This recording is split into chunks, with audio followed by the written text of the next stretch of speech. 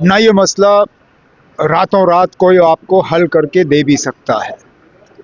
लेकिन जैसे मैंने अपनी तकरीर में कहा, जब हम कहते हैं कि सरकारी मुलाजमत बेरोज़गारी का हल नहीं है, हमें सरकारी मुलाजमत के अलावा भी और रास्ते ढूंढने होंगे।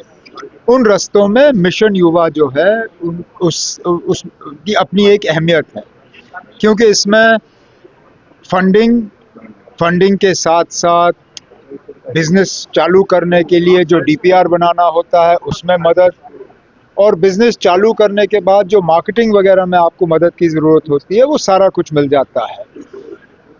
इस स्कीम को भी 1 साल भी पूरा नहीं हुआ है, जून के महीने में 1 साल पूरा होगा।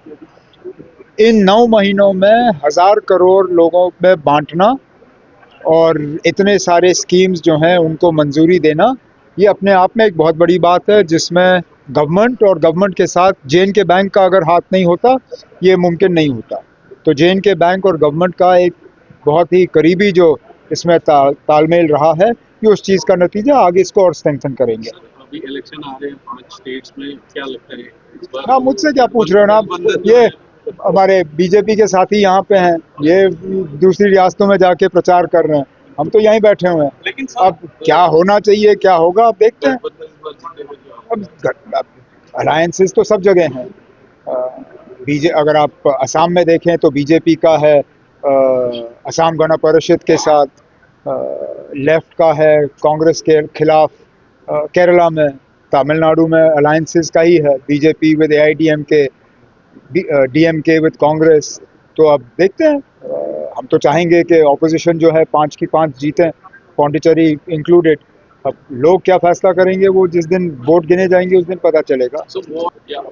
हम तो जैसे मैंने हाउस में उस दिन कहा, हम तो चाहेंगे कि वॉर जल्दी ख़त्म हो, और इसमें जो रोल वज़ीर आज़म साहब अदा कर सकते हैं वो शायद और कोई अदा नहीं कर सकता, क्योंकि उनके अच्छे ताल्लुकात हैं इन तमाम मुल्कों के साथ। अब अगर ट्रंप साहब इतनी बेवकूफ़ी करें, ये जानते हुए भी कि ईरान पे सालों साल किसी ने राज नहीं किया है, इतना आसान नहीं होगा। मुझे लगता है अब जो है वहीं पे यहीं पे ख़त्म कर लिया जाए, एक सीज़फायर डिक्लेयर हो और ये वॉर ख़त्म हो जाए। मैं उसमें नहीं जाऊंगा।